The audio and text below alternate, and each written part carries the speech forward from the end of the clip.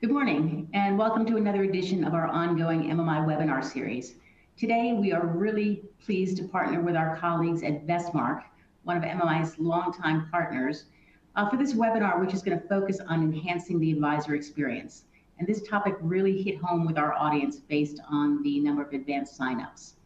So we all know that advisors face the challenge of navigating multiple, often disconnected systems for tasks like financial planning, proposal generation, account opening, administration, and the like.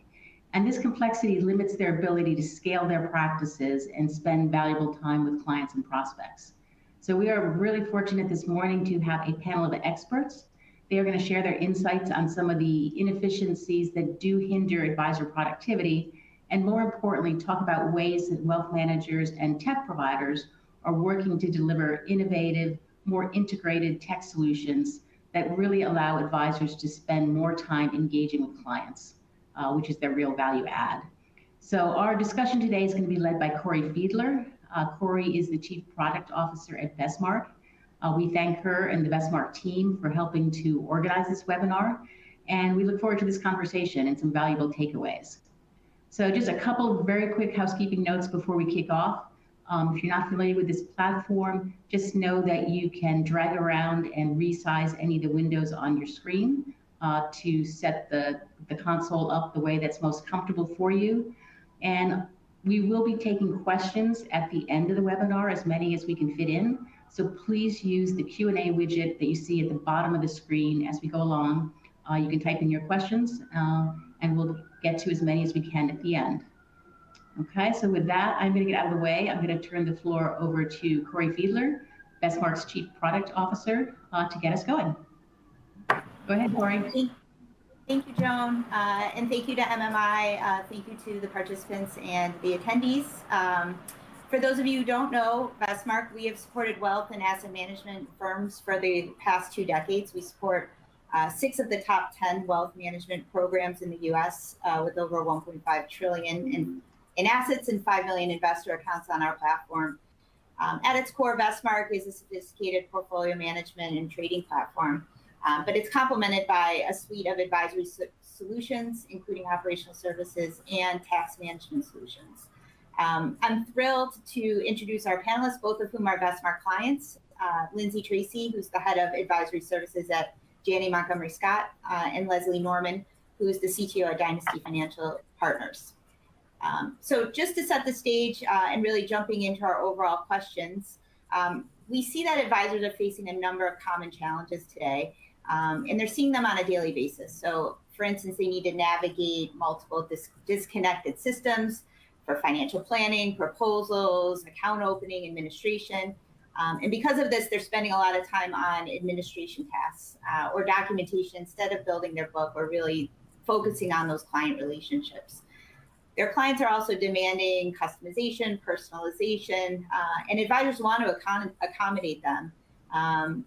But it's often difficult to do this at scale. So Leslie, maybe you can start here. What are some of the challenges advisors have faced in the recent past, and how do those challenges really manifest themselves in the overall client experience? Yeah, absolutely. Thank you so much for having me. Leslie Norman, Chief Technology Officer at Dynasty Financial Partners. For those of you who don't know Dynasty, we are in the business of powering our clients' journey to independence through outsourced back and middle office support. And on a day-to-day basis, as CTO, I'm responsible for really driving the advisor experience, and I oversee the 3 primary functions in technology: our product and engineering, our IT and cybersecurity, and our technology services group. So, segueing into the challenges, what I'd say here is that what is so incredibly exciting about the technology landscape for RIAs also tends to be the source of these challenges. And that comes down to the sheer volume of awesome technology solutions that exist in the marketplace. And in particular, for those RIAs who choose to go it alone and construct their tech stack from the ground up, they end up spending their most valuable resource, which is their time, trying to set up complex integrations or manage a ton of technology vendors. And so combine the complex ecosystem with the fact that there are just so many options out there, we find that an advisor will end up having to hire someone or multiple people onto their team to run their technology stack, or worse, they will end up trying to do it all themselves. And they aren't able, as Corey said, to focus on growing the business and client relationships.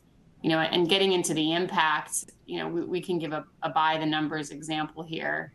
Dynasty, published a white paper recently in partnership with F2 Strategies with, the goal of understanding how RIAs who have chosen to outsource key back and middle office functions, such as technology, with a partner like Dynasty stack up in categories like growth, payout, gross margin. And what we're able to see in black and white and in the numbers is that, RIAs who have outsourced their wealth tech are experiencing 2 times growth, 30% lower headcount, and 43% higher valuation than comparable RIAs. So the impact is real. And that is why Dynasty is so seriously committed to delivering scale to our clients through our partnership and our investment in solving the challenges inherent to our industry on their behalf. Thanks. Lindsay, do you want to talk a little bit about some of the challenges that advisors are facing and how they're manifesting themselves? Absolutely, and thank you, Corey, for having me. Lindsay Tracy from Janney Montgomery Scott. For those that don't know Janney, we are a self-clearing regional BD on the East Coast. We have about 90 billion in advisory assets under management. And some of the challenges that I think we face, I think it's kind of twofold. One is the platform. We have multiple advisory platforms, different minimums, different fees, different investment objectives. So advisors know what they want, they just don't know where to go to get it. And so what we're doing is trying to take a look at advisory consolidation and consistency across all of our advisory program and guidelines to make sure it's easy for them to use and understand. And the second piece I would say is definitely technology. It's a swivel chair approach, and we want to try to get away from that swivel chair approach. We're seeing with that swivel chair, we see more accounts, which means more client documentations, difficult to manage and administer your book of business. And so that means less time focusing on existing relationships. So if we can start integrating and unifying, we will find that we'll just make life a little bit easier for our advisors. Great. And, Lindsay, sticking with you, I mean, where do you see sort of the root cause of the challenges? Like, how do you identify where there are so you know what your roadmap is and what you're looking to change overall? I love that question. I think it starts with communication. I think it starts with letting the advisors know that we hear them. So what we did, and since I've been here at Janney, we have created this 3 to 5 year roadmap, and it's based on, what we know our peers do in the industry, but also what those gaps are that have been acknowledged by our advisors. And that roadmap we share with the advisors, we get their feedback, and we hope to get their creative juices flowing by giving them ideas. And then our roadmap pivots based on what we hear from them. So we bring the ideas to the table. We require a ton of feedback, again, so that they feel like they're heard, to really try to find a solution that fits for everyone. Great. Leslie, anything on that for you, like in terms of how Dynasty's looking at, defining their roadmap based on the root cause? I think voice of the customer rings true for me. Dynasty's technology advisory board, similarly, is really important in representing that voice of the customer. And when it comes down to some of these challenges, which are complex, my team always starts our project with the exercise of getting crystal clear on the problem we're trying to solve. And I'm a process geek, so for me, getting to the answer most always goes back to a full analysis of the client journey. Recognizing that the answer is not always a pure technology solve. It could be a combo, a people problem. It could be a business process gap. Obviously, there's very often a technology component, but I would say, it's our job as stewards of the experience to make sure that we anchor everything we do, not just on what, but why. And, in my experience, that always yields the best outcomes. That's perfect. And I think that rings true. Both of you guys have obviously great connection with your advisors and, with your teams, and really kind of trying to identify what those pain points are and how they can be solved going forward. What are some examples of things that you've tried to do in the past to improve the overall advisor experience? And, have you learned lessons? Have things gone well? Have things gone not so well? Any proof points or examples that you can share? Leslie, start with you. Yeah, I'm happy to start on that one. So I'd say what we have learned is that the key to making the technology ecosystem hum is data. And yes, integrations and APIs, but at the end of the day, if your data isn't in order, it really doesn't matter how great the technology is, garbage in, garbage out, right? And that's the reason, Dynasty has leaned in so hard on our data strategy and the build out of our data lake, because it's the data lake that is what enables us to collate, curate, make sense of a very complex data environment on behalf of our network of clients. And to do that, you have to have buy-in from your organization as a whole on data governance fundamentals. And so I'd say a lesson for us has been, just how much time it takes to do this well. And when you're building a program, that looks like starting off with the basics, cataloging everything you've got, creating dictionaries, aligning on definitions. Well, what do you mean when you say AUM? This is what I mean when I say AUM, right? And building the proper processes around it so that we can deliver consistency. And I think one of the biggest mistakes an organization can make is underestimating the time required and the commitment to data strategy and governance as the sort of not so glamorous counterpart to your product development processes. That's great. Lindsay's kind of same question over to you. Have there been examples of things that you've done in the past, and positive, negative, or both? Yeah, absolutely. And I guess on the heels of what Leslie was saying, data, right? So one thing, I have two lessons that we learned as an opportunity to learn from our mistakes is we created our own CRM. And Leslie, to your point, it was limited data in, which meant limited data out. And we found it was missing some of the core functions of what a true CRM needed to be. And so it informed us that it wasn't the right thing to do in this case. And so what we needed to do was work towards a more optimal solution.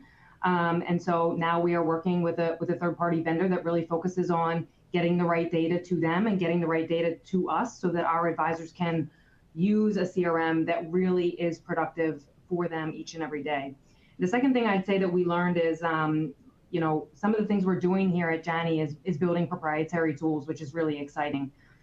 We don't always take that opportunity, but when we do, we try to do it really well and excel. But one thing I really learned around building our technology is we build it and then we move and go on to the next best project or the next best shiny thing to build because we get so excited about doing it that we forget adoption of these tools. And as you guys all know, and as we all communicate to our advisors, we're doing WebExes and Zooms, and we're doing regional trainings, and we're sending emails, and they're just overwhelmed with all of the amount of change throughout the organization.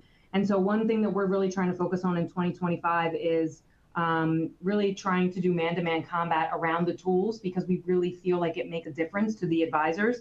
And when we sit with them and show them an account through our tool, we do believe it sparks an idea or a thought on how they could leverage that tool going forward with clients. So really focusing on the adoption and the training of tools is something we're focused on in the next couple months. That's great. I mean, we see the same thing, at Vestmark in terms of, it's one thing to build the tool, and then it's a whole nother thing to actually maintain and operate that tool kind of going forward. And, getting to ensure adoption and efficiency and the goals of what that tool is supposed to be accomplishing, and making sure that that is being felt throughout the organization. That in and of itself is a full-time job after you launch the product. So it's definitely something we're very focused on too at Vestmark. Okay, that was great. I would love to shift a little bit to, that was great kind of an analysis of the overall pain points and some of the lessons learned that you guys have had as you've been bringing new tools to your advisors.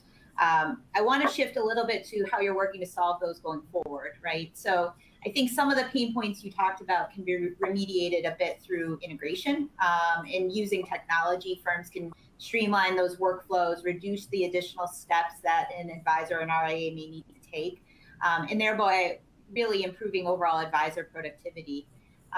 So I guess a question, maybe I'll start with you, Lindsay. How have you elevated the issue of advisor experience internally to get buy-in for changes? So, what cases did you make to actually validate this effort?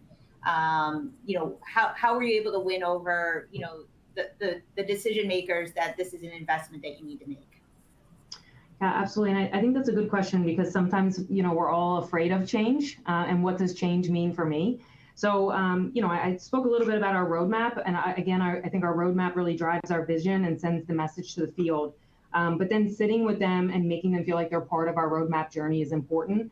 And so we can talk all day, but how do we put our actions into words? So what we start doing is when we put a roadmap together and we talk about various tools that we want to build and how we sequence those tools, then we try to draw straw man so that they can see what that looks like and they can try to envision it, because we're the resident experts around how technology works and how it can really help scale their business. So then when we sort of whiteboard and draw with them, they get a little bit more excited and we get a little bit more feedback from them. And the other thing I would say that we try to do here is we try to really earn their trust. You may hear me say that throughout this panel quite a few times, but we started with one implementation in the summer of 2023, which was an investment product screener or an investment catalog.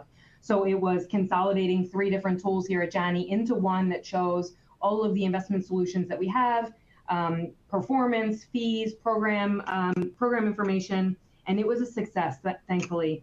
And I think that gave us the momentum to continue to build because advisors were using it. There was adoption, but they were getting excited. And that built trust and faith in our team to continue to go ahead with the various sort of multi-phased approach of that roadmap. So I would definitely just think that it's bringing them along for the ride and making them feel like their feedback is being heard. That's great. And building that trust, I think, is really crucial in order to gain that adoption. So feeling that they've got a voice in the process is great. I guess, Leslie, same question over to you. How have you been able to get buy-in, for a number of the initiatives that you have going on the tech side? Yeah, so I'll answer the question sort of from a home office perspective. Internally, looking at the business heads within dynasties, internal teams out there supporting advisors. So, I guess fortunately for me, I joined an organization that has always been fiercely committed to the advisor experience. And, one of the benefits that we have in establishing our technology strategy as a firm is that we sit in a unique position where we support a growing network of RIAs. And over time, we've established this vantage point, right, on what's working well and what isn't in the space. And so, that allowed us to develop a thesis that, through an increased investment in technology, we can solve many of the challenges inherent to the industry in a very pointed way, not trying to build everything, but, very pointed solutions, and do that work on our clients' behalf. And, because of Dynasty's natural alignment with our clients, when they win, right, through efficiencies, the ability to focus more on client relationships, growing the business, et cetera, Dynasty also wins. So, in terms of winning people over, it was a relative no-brainer that we needed to make some additional investments here to move the needle on the advisor experience. That's great. Perfect answer. I see a question from David, which in our Q&A, which actually goes right to my next question, which was, the build, buy, and hybrid, right? So if you're going to build solutions, and Lindsay, you talked a little bit about, there's a build culture a bit at Janney. And Leslie, we've talked a bit about, sort of that hybrid approach of build and buy. And David's question is, how do you blend products in the market with proprietary solutions to make a cohesive offering to your advisors. So I think this sort of, his question sort of touches on my next question, which was, what are the pros and cons as you sort of look at a build versus buy, and how do you identify which way to go from an approach standpoint? Leslie, you want to start? Yeah, happy to. So, as far as build versus its buy goes, our mission at Dynasty is to deliver synthetic scale to our clients through our product and service offerings. And we like to take the same advice that we give our own clients, which is, when there is a great outsourced partner or, technology tool in this case that meets all of your needs, use it. And when it doesn't exist, build it. So that's our general philosophy. And, our position is that, we see a gap that has been left by the two options that RIAs have had historically when it comes to their technology stack. Where option one is going with an all-in-one platform, where you do get the benefit of having most of the tools you need to run your business, but you sacrifice optionality and flexibility. Or option two, you build it yourself, hand selecting tools that do a great job facilitating each aspect of your business, but often don't talk to each other, which can get expensive and time consuming. So our vision and what we've set out to build an experience that bridges that gap, letting advisors choose, with some guardrails from a limited set of best-in-class tools that then Dynasty has helped stitch together seamlessly and integrate, through our investment in data and integration. So you can sort of think of it as a Dynasty wrapper with, the Maseratis of their given, function underneath the hood. So, you get the benefits of that integrated all-in-one, but you don't have to sacrifice sophistication and flexibility. So that is the approach that we have chosen to take. But, back to the beginning, the sheer volume of choices that exist in constructing a technology experience means there's no one way, and I'd say the characteristics of your firm and your clients are ultimately going to drive that decision. Great. Yeah. And Lindsay, I mean, obviously your example of CRM where you started to build and then you pulled back and went to more of a buy mode, but then there's other areas where you're building as well. Maybe you can talk a little bit about this and the approach that Jani's taking as well. Yeah, absolutely. And I think, Leslie, you said it best, right? There's so many technology components out there. It's evaluating what works best for you and for your organization. And certainly, while I have a bias to build, because I think that's exciting and it's fun to me and our team, we wouldn't be prudent if we didn't do an analysis to identify the pros and cons of building in-house versus buying. We really have to look across the table at one another and say, do we have the experience to do it? Is this cost effective to do it? And then, of course, looking at your timeline, what is the time to market in order to do that? So we do evaluate all those components. I also think that we also use the hybrid approach. There's certain times where Jani completely outsources. There's certain times, I'll get into in a couple minutes about how we build things. We are working on something for Q4, which is around tax management, which is the hybrid approach. So what we're doing is we're going to build the front end for client advisors and clients to go in and enter in a client tax budget or tax bill. And then we're going to have software behind the scenes that generates the buy-sell trades. And then we would actually execute them here at Jani. So that's an example of where, it didn't make sense for us to build a tax optimizer, but we do have the front end here. So how do we leverage a little bit of both and make sure it's a unified experience for our advisors?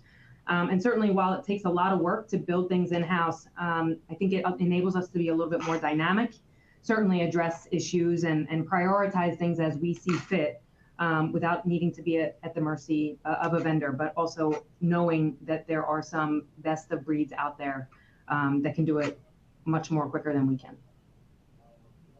That's great. And as a chief product officer, I love to build as well, but we always have to look at what is best for our firms, how time to market, cost, scale, all of those things are important decisions as we put this together.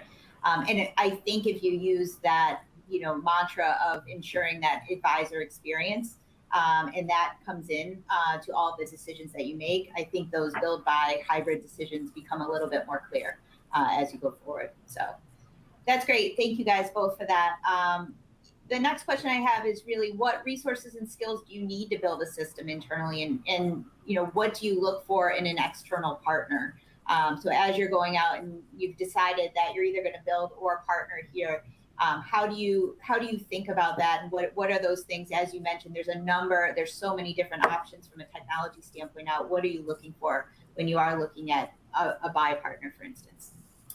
Leslie, do you want to go first? Sure.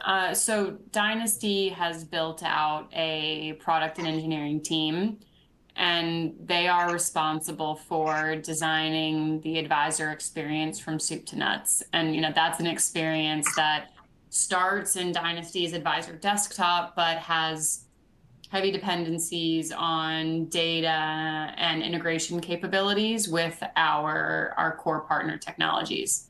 And as far as resources go, it's product managers, it's software and data engineers, it's architects, it's QA testers, really the whole shebang. And as far as partners go, I'm looking for technology firms that, first and foremost, do whatever they set out to do really freaking well. And, also are willing to collaborate and innovate on the shared experience for our clients. And so, using the partnership with Vestmark as an example, we're actively collaborating on our development roadmap. So any handshakes are smooth. Single sign-on, sure, but being able to contextually launch workflows, pass data to and from, that takes great partnership and alignment on the value that we can create for our joint clients by making it, really, really easy to engage with their technology stack. Lindsay, same question back to you is, what do you look for, in a partner, or as you're looking at your solution, you have a problem that you're looking to solve. How do you look at evaluating what are the best steps to do that? Yeah, so here at Janney, I think we're a little bit more thinly staffed to be able to have a true team that builds out all of our technology. But the exciting part of that is that a lot of us wear multiple different hats and get to experience a whole bunch of things when it comes to project implementation.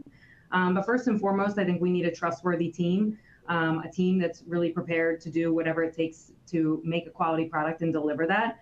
Project management, obviously, to make sure that we're on track, not only as an advisory team, but also with other stakeholders throughout the organization. An FA council is important to us because we make sure that they provide direct feedback to us based on what we're building, and holds us accountable for that implementation is really important to us. Keeping the client first and doing the right thing are all the components that we look for this project team to get things moving forward. When it comes to external partners, we want folks that offer the same sort of white glove service that we offer our advisors here, that they give us here at Janney. We want them to make sure that we hope that they help prioritize our services, but really that our values align too, of doing the right thing and keeping the client first, and certainly deliver a quality product. Very similar, Corey, we work with your team on our Compass business, which is our Rep is Directed program, which is our largest advisory program, and really making sure that we have a Rep is PM product that allows for bulk trading and is really scalable, and giving the client and the advisor the data that they need on their fingertips is really important. So our partnership is very important in the success of Janney as well. Great, thank you. Appreciate that.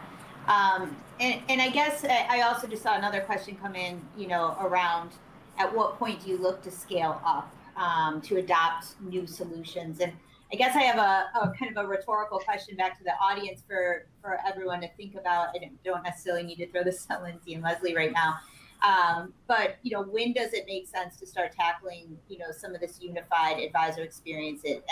When is a point when the business really matures enough that you do need to beef up your technology needs? So what constitutes maturity? Is it the changing complexity of the offerings? You want to offer different types of things that you've typically offered? Is it the size of the customer base? Is it the volume of the accounts? Is it the type of clients served? Or is it a combination of all? So I think both Dynasty and Janney have seen that the dynamics of their industry and their client base has changed over time, which has forced them to sort of evolve. And I think I think every firm is a little bit different. Those are the types of conversations we're having at Vestmark when people are coming to us and they're outgrowing where they are today and need to, really need more. And those are the types of clients that we're talking to as well. So I wanted to shift a little bit. One of the things that we heard a lot was about, in terms of pain points, was around personalization. How does an advisor really deliver a superior client experience, but do so in a way that the advisor can offer that personalization to all of their clients, but do it without a tremendous amount of overhead. So I guess, Lindsay, I'll start with you. I mean, how are your firms giving advisors the ability to personalize? Maybe I know when we were talking earlier, you mentioned your account opening or your proposal tools, and some of the things that you've built on your side. Does that allow for some of that personalization, and does it solve some of those advisor specific applications, allowing them to scale their business?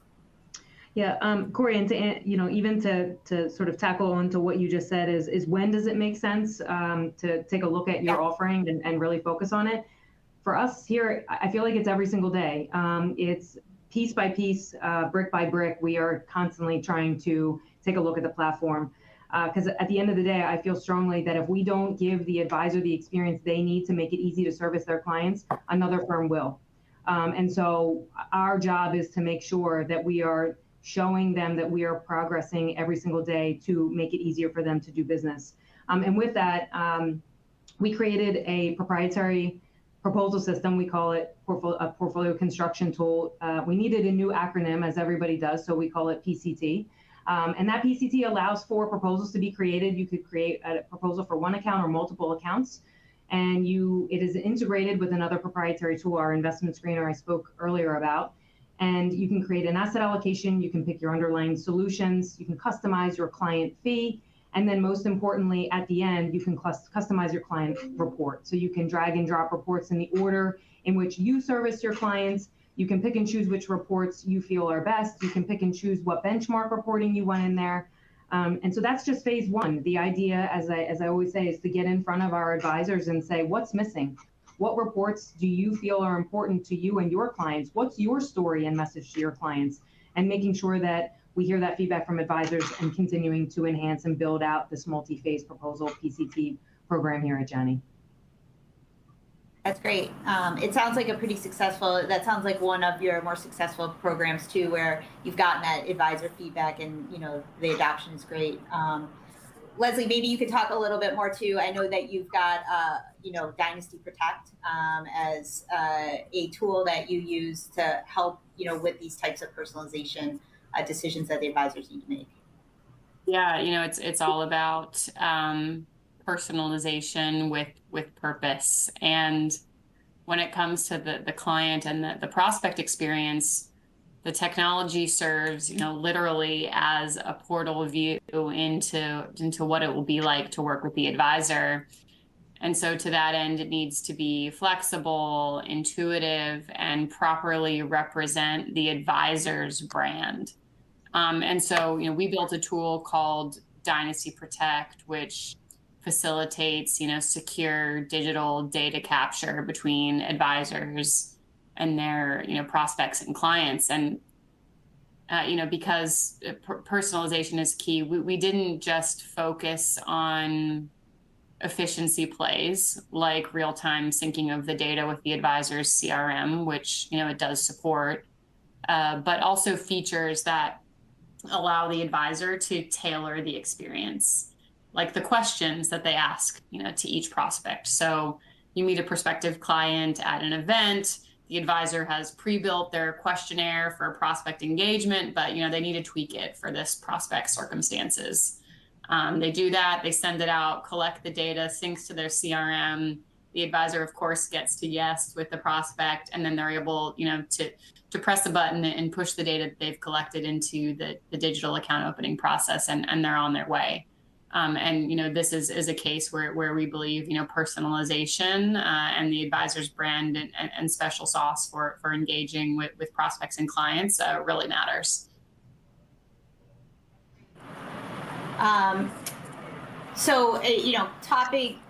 Switching topics slightly, but alts is something that we're hearing quite a bit in the wealth space today. I know every single client that we talk to brings up alts as we're starting to talk about our capabilities. You know, Lindsay, can you talk a little bit about how Janney is approaching alts, and you know, what are some of the things that you're considering? I know it's been out there for a while, but it seems to be you know, accelerating in terms of its adoption now. Absolutely. To your point, it's been out there, but I don't think we've done much about it here at Janney. So it's a focus for 2025 for sure. And first and foremost, it's around training and educating and being able to support our advisors for alts. We want to try to remove the stigma around alts. So it really comes back to making sure that we all understand alternatives and how they can add value to client portfolios. In addition, we work with a third-party vendor for servicing our advisors, and the process is not as streamlined as we'd like it to be today. So it's certainly something that we'd like to focus some operational efficiencies and getting it easy to do business when it comes to alts. And again, just making sure our advisors are comfortable talking to them, because again, if our advisors are not talking to clients about alts, another advisor is. So I think it's important that our advisors have the tools to be able to speak to clients about alternatives. That's great. And I know there's a lot of options out there in the market, and there's a lot of different ways, whether that's kind of an interval fund or more of a subscription-based fund that requires a lot more. Some are liquid, some are illiquid. So there's a lot of variation in terms of the alts out there. Knowing what those providers can do, and you know, and even how you start to integrate those into your workflows within the firms is crucial decisions that need to be made probably in the next year, like you said, as a 2025 focus. We're seeing it a lot more as well. Great. So switching gears now, kind of into how you differentiate your business. You know, how are you looking at the retention and attraction of, you know, how do you make your offerings, you know, to valuable enough to retain your RIAs and advisors, but also attract new ones? And do you use technology in terms of the ability to help do that? So what are some of the positive outcomes that flow from simplifying these processes, you know, whether it be for your firm itself, for the advisors, or even for the clients? Leslie, do you want to start? Sure. So, you know, I think it's worth repeating that an advisor's scarcest resource, their most valuable resource, is their time. And when you make things easier, get things off their desk that they don't want on their desk, that operational toil, and in some cases, it pays dividends in terms of client satisfaction and enterprise value. You know, and again, at Dynasty as a firm, we win when our clients win. So the value proposition is clear. The other piece here is that we look for creative ways to use the technology that we've developed for our clients to make Dynasty more efficient as well. And as an example, you know, the data collection tool, Dynasty Protect, that we were speaking about before, which, you know, helps facilitate the digital and secure data capture. It's a great example because we've been able to deploy that technology in our transitions process to reduce the manpower required and speed things up. So, you know, that looks like a win from, you know, the client side, from the advisor side, you know, and then also, you know, helps Dynasty as an enterprise. I couldn't agree more. Yeah, I think it's around, sorry. Go ahead. Sorry, I couldn't agree more. It's definitely around advisor capacity and what that means for them. And if they have more time on their hands, they are servicing hopefully new clients, right? And that makes everybody win a little bit at the end of the day. And going back to an example for us is within our PCT tool, we have integrated with client or data aggregation. So it just makes it easier to be able to see holistically the client's accounts and being able to run a proposal and present them an asset allocation to have a conversation about. And without that data aggregation, without that unification involved within our proposal system, it becomes a manual effort to upload outside holdings and things like that. So those are areas that we try to focus on, leveraging existing infrastructures or even data feeds that we get from vendors to make it a little bit easier to give advisors time back to really focus on their clients. It seems like both Janney and Dynasty are really making the investments in, you know, that overall advisor experience to differentiate themselves, but also really focused on giving that time back to the advisors. So it feels like that you're already on your way in terms of doing that. Well, great. I would love to open it up to a Q&A. I know that we've seen some questions come in through the window. So for those that are the attendees in the audience, feel free to ask any questions. We're seeing them flow through here. So I'll try to get it to as many as I possibly can in the next 10 or so minutes, and we'll go from there. The first question I have in here is an AI question. So how does CRM play into experience and productivity of the financial advisor? And where do you see agentic agents improving the overall advisor experience? I can talk a little bit about what Vestmark's doing, then I'll open up Lindsay and Leslie to anything you guys are doing from an AI standpoint. But we're actively involved right now in building user experiences using AI. So we see it as a huge opportunity to, one, reduce repetitive data entry and improve efficiencies, but also surface connections and insights into data that may be otherwise difficult to do so. So we know, for instance, that advisors spend a lot of time preparing for a client meeting, right? So the agents, these agentic agents can not only connect the dots, but also connect the systems that used to be very difficult to do technologically speaking or very labor intensive. So this starts to solve some of the integration challenges that we've talked about in the webinar overall. But with agentic AI, the advisor would only need to interact with a single system or the agent, and they don't need to move across multiple applications. So for instance, our trading application, which has a ton of complexity already built into it, the agents can actually make it simpler to interact with our trading application without eliminating the benefits inherent in the complexity that we've already built. So I love to use this example. Like if you owned a race car, you would probably need some training on how to best utilize that race car, how to drive it, how do I get the most out of that race car. But if the car was able to drive itself, you would then get the best of both worlds, right? AI agents can do that with software. They can maximize the value of the complex system, but really overall simplify the overall user experience. So that's the approach that we're taking from a Vestmark standpoint. I think there's a lot of exciting applications for AI in the things that we do every day. Leslie, anything that you guys are doing, at Dynasty from an AI perspective? Yeah, I think hearing a lot of similarities in the way, we're thinking about it, agents of agents is something that, we're talking about a lot these days. I would say that there is, not much debating the fact that AI has huge potential to unlock operational efficiencies. And, given some of the regulatory uncertainty around AI's involvement in the generation of advice, we think efficiency use cases are the right play. Worth noting that you've got to have your data in order to be able to capitalize on AI, which is why we've spent a ton of time here. But in any case, I'd say similarly, AI to help prep for client meetings and home office customer service chat is where we're focused at the moment.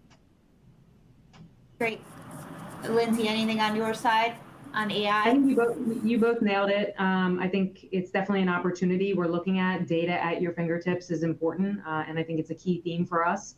And just making sure that we are in line with any regulatory guidelines is important. So more to come. We have a working group here focused on what we can do better in that space. And we're excited to see what that looks like. Great. Lindsay, there's a question that came in that said, from Ruben, that said, we had an instance where we introduced a new system that had issues in production. Now, even though the issues have been resolved, advisors have been reluctant to adopt the system, citing previous issues they faced. How would you go about driving out adoption in this case? The system is still a work in progress, but we need advisors to use it. Have you experienced anything similar, and how do you approach it from your side? Yeah, I think that's a great question, and I would use the example of CRM. So we built our own, we launched it. Maybe wasn't the best solution, and now we feel like we are going to launch in the next few months a best of breed CRM solution. And how do we get advisors to buy in and be able to trust what we've done now, this second phase or the second iteration of the CRM? I think what we try to do is just be as transparent as possible. We try to say that we tried to implement something that we thought was the right solution. And after just feedback, that hearing from advisors that it wasn't the right solution, we went out to them and understood what was missing, what are some of the challenges and hurdles in that particular tool, knowing that it went out not as perfect as we'd like. And it's really about trying to strike that balance going forward to focus on what improvements we made on that new technology tool, and making sure that we spend the time training folks and making sure that they understand that we put our actions to work on the new iteration. And I can chime in there too. You know, I think that when you're building technology, you know, bugs in production happen. But, you know, unfortunately, you know, it does erode trust, and once it's been broken, it can be hard to build back from a technology standpoint. But I would say, you know, seeing is believing, and, you know, depending upon, you know, the size of your home office, maybe you don't have the resources to do the intensive hand-to-hand combat with every single advisor within your network. And so, you know, a recommendation that I would make there is really finding someone, you know, within your advisory network who can support you in being an agent of change, right? Starting building with one person, getting them to see how the new system is working well for them, and then, you know, use their voice to encourage their peers, right? That things have changed, and you know, and that the technology is operating smoothly. I think, you know, hearing it from the home office is one thing, but, you know, when advisors hear it, you know, from folks who are shoulder to shoulder with them, you know, out there in the field, I think that tends to go a long way. Great, thank you. A question really to both of you. Given no two advisors are alike, how do you build technology to appease all advisors and retain scale? So it's a fairly broad question, but I think it sort of also gets to, you know, sort of offering the optionality to some advisors. I know Dynasty does this in some areas as well, in terms of, you know, maybe there are differing needs depending upon the advisor. It also may depend upon what client segment they serve, whether it's mass affluent or high net worth, right? There might be differences in terms of what an advisor needs to offer their clients. So question to both of you, how do you handle those differences in that no two advisors are the same? Yeah, I'm happy to start there too. I think another one that I'll repeat is it comes down to personalization with purpose. You know, I would say points of meaningful differentiation in an advisor's process. I think you do have to support that at some level, and building it into your platform. You know, the ability to flex where needed. You know, frankly, it's one of the most difficult balancing acts, you know, in software development. You know, but what we have started looking at is, you know, kind of what's at the core when it comes to, you know, your reporting, your financial planning, you know, where assets are custodied, and some of the choices around investments. You know, that's where we've come to the table with our experience and our recommendations around the best options, and then built our technology stack to flex to support them. Anything for you on that side in terms of how your advisors team differ? Yeah, and Leslie, I love your point about flexing. I think that's really important. The way we build our platform today is to be able to service any and all clients, knowing that probably, let's say, high net worth clients need a little bit more customization. And I think it's important that we think about that going forward. To date, we really haven't allowed for customization advisor by advisor, because what worries me about that is the amount of testing that goes in whenever you need to do a systems change or an upgrade. They have to remember all the different components and the different levers that are out there. But it's certainly something that we want to focus on. But I also do think that a lot of times our advisors are looking for the home office to have an opinion about how to do business and how to use some of our tools. So while we'd love to service everybody and everybody wants everything customized for them, we also find that us having an opinion on how things go, it opens up ideas for them, and it makes them think otherwise, and makes them think that maybe there is another way to skin that cat. So I think it's a little bit of both, and I think striking that balance is important. Okay, great. Well, I think we're just about at time. So I really wanted to thank both Leslie and Lindsay for joining me on this webinar. I hope all of the attendees were able to get a lot out of this. I think we accomplished a lot in terms of talking about the advisor pain points, the inefficiencies, how integration can help, how technology can help, and how both Janney and Dynasty are really differentiating themselves in the space. So I wanted to turn it back over to Joan, but thank you, MMI, for hosting. And again, thanks, Lindsay and Leslie, for joining me here. Thank you. Great, thank you, Corey. And to all three of you, thank you very much. I think that was a terrific discussion, and you covered a lot of territory. And we really appreciate your insights and your candor, about the way your firms are working to, kind of streamline processes across the whole advisor works flow, improve efficiencies, and really enhance the advisor-client connections. So I think that was a very valuable conversation. And thanks again to the team at Vestmark for helping pull together this call. A couple just quick notes, if you bear with me for a second. You will receive at the end of this call a link to a replay of the recording. You're more than welcome to share that link with members of your team. If you're interested in CE credits, this webinar has been approved by Investments and Wealth Institute for 1 hour of CE credit. You can email us at the address you see on the screen to get the code. We have a lot of attendees on the call today who are not members of MMI. I just want to call out, this is an example of the type of resources that are available to members of MMI. If your firm is not already a member and you would like to learn more about all the resources that MMI does make available, please reach out to us. We'd love to have a conversation about the benefits of membership and how we could help your firm, and specifically its investment advisory business. And then for MMI members, just a quick reminder, we are in open enrollment season right now for MMI's 3 professional development programs, and specifically the program classes that will be starting up in the spring of this year. So with Executive IQ, with Leadership Pathway, with the new Academy program, we do have distinct opportunities for individuals at different stages of their careers, whether that be new talent who've been in the industry 1 to 5 years, or much more experienced leaders who've been in the industry 15, even 20 years, to go through programs that really help them develop and hone their leadership skills.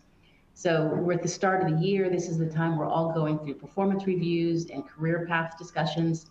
So it's a great opportunity to take a look, go to the MMI website, check out these different programs, and think about how you're investing in talent, whether it's your own talent or that of your team. If you have any questions after you've looked at the information on the MMI website, please reach out to Tim Williams. He runs all of MMI's educational initiatives, and he'd be more than happy to have a conversation with you. And then finally, MMI has a very, very busy calendar of conferences and events planned for 2025. What you see on the screen right now is a quick snapshot of topics and dates. More information about each of these events is available on the MMI website. If you have questions, again, please reach out to us. So again, Corey, Lindsay, Leslie, thank you very much for the conversation. Everyone else, thanks for tuning in, and enjoy the rest of your week. Bye-bye.